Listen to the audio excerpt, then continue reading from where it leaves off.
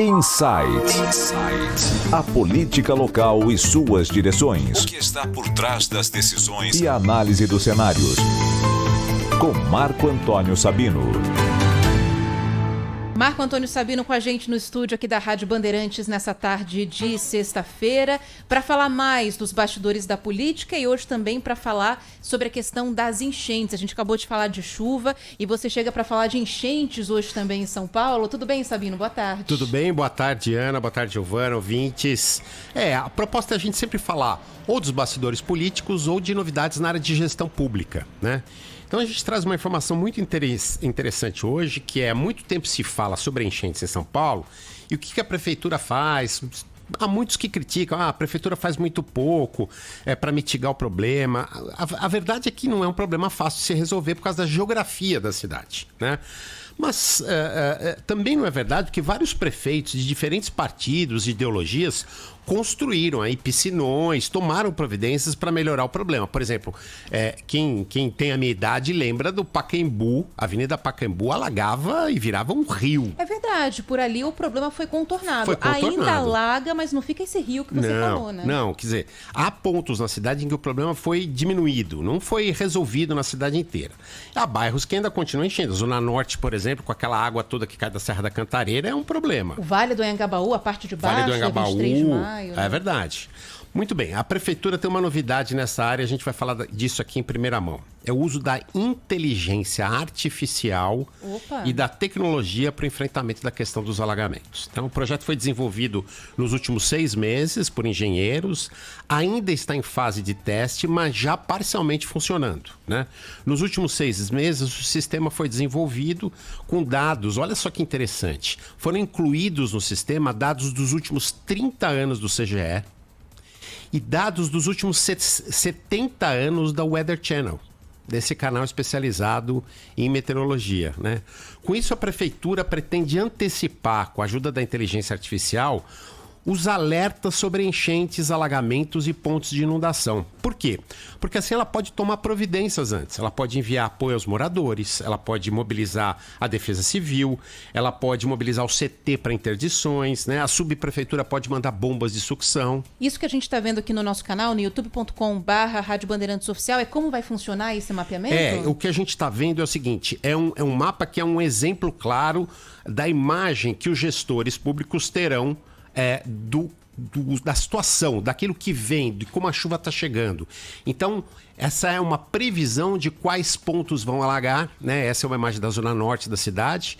Quais pontos vão alagar, quais são os pontos que têm mais risco e as cores vão identificar ali para que a prefeitura tome providências nesses pontinhos, né? Totalmente informatizado, totalmente, como eu disse, inteligência artificial. O que o CGE consegue fazer hoje? O CGE consegue identificar a velocidade da chuva, a direção da chuva, mas ela não consegue identificar com muita clareza, eles não conseguem, com o equipamento que se tem hoje, o volume das chuvas, né? O que aquilo vai significar efetivamente em termos de alagamento. E esse equipamento vai permitir isso, né? Hora certa da chuva, volume, direção, intensidade do vento, que é importante também para a questão de queda de árvores. Verdade. Né? Então, o sistema, como qualquer um de inteligência artificial, ele vai aprendendo com os dados, ele vai sendo melhorado com o tempo, assim que funciona. Um exemplo prático, né? A prefeitura vai poder, com 3 horas de antecedência, fechar a marginal. Então não vai ter mais aquela situação do motorista ser surpreendido com alagamentos na marginal, com água subindo. A prefeitura vai conseguir prever isso. Vai prever com mais clareza também onde precisam ser as obras nas galerias. As galerias pluviais da cidade, porque, por incrível que pareça, esse mapeamento de galeria pluvial não é uma coisa que se tem com muita clareza, não. Agora eu tô bem surpreso, eu achei que isso era uma coisa que a gente já tinha na mão há muito tempo. Não, porque o subsolo da cidade, ele não é totalmente mapeado. Se avançou muito nisso, mas ele não é totalmente mapeado. Óbvio que ali no Anhangabaú se sabe que há uma galeria, que não dá vazão exata, mas há outros pontos que a prefeitura vai identificar mais facilmente e vai poder providenciar obras. Só para encerrar, índice de precisão hoje já do sistema, já em funcionamento, já está em funcionamento, é de 20% apenas. Como eu disse, o sistema vai aprendendo. E a intenção é que até o final do ano chegue a 80% e no ano que vem beire os 100%. né? Então vai ser muito rápido.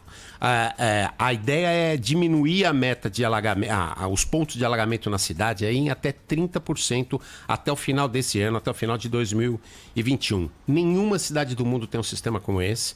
Pode servir de indicação para outras cidades.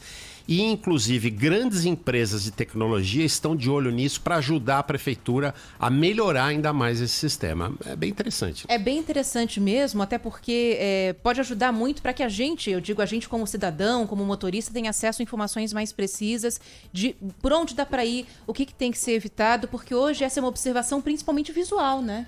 Sem dúvida. Os agentes de trânsito fazem isso, passam para os agentes do CGE, aí a informação é colocada no site, então é um caminho muito lento e às vezes a informação já chega ali para ser fornecida ao ouvinte, ao motorista, já atrasada, né? E com a logística da cidade de São Paulo tão complicada, às vezes isso, como você disse, chega atrasado e as providências já são inócuas. Exatamente. As pessoas já estão sofrendo, a casa já está debaixo d'água ou a marginal já alagou, enfim, esses problemas a prefeitura vai tentar antecipar num prazo razoavelmente curto, quer dizer, até o ano que vem já com bastante eficácia. Vamos ver se funciona, né? Isso. Nós vamos cobrar aqui. É isso. Esse é o sistema que está sendo anunciado. Agora vamos ver se funciona. Vamos falar de uma outra coisa agora também, Sabino. Aquele jantar no Palácio dos Bandeirantes, que era para ter sido um jantar rápido, acabou virando um jantar um pouquinho mais indigesto, longo, entrou madrugada adentro para se discutir a direção do PSDB. A gente tem novos desdobramentos a respeito disso, é? Bem, na verdade foram 3 jantares, né? Teve aquele que você se refere, teve um jantar do governador João Dória com o ACM Neto, presidente do DEM, com o presidente Fernando Henrique Cardoso no outro dia, enfim, muitas articulações. O problema é que a reação para aquele posicionamento do governador João Dória de colocar o nome dele, na verdade não foi nenhum posicionamento dele, foram de aliados que estavam no jantar.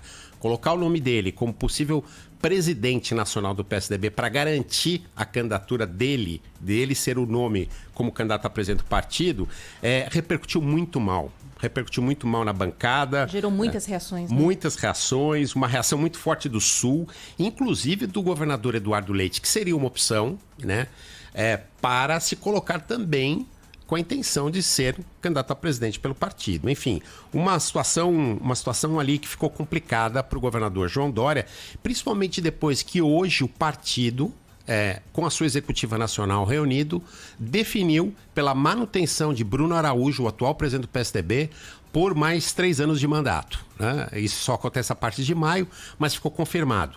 Isso atrapalha um pouco os planos do governador João Dória, não inviabiliza. Ele ainda é um nome muito forte eleitoralmente, com densidade dentro do partido, mas começa a ficar muito claro para todo mundo esse racha no próprio quintal do candidato do PSDB, seja ele quem for.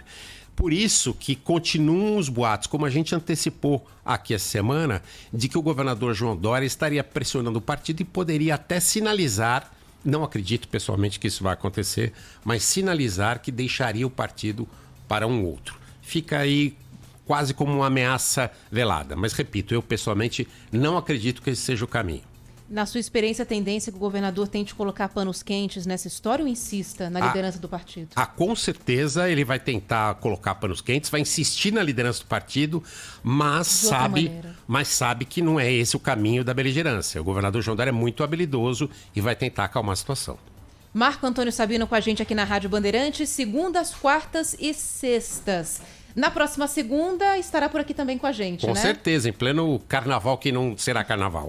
Vai pular carnaval com a gente aqui no estúdio, então. Sabino, bom fim de semana. Bom descanso. Para vocês também, tá? Muito obrigado por tudo. Até mais.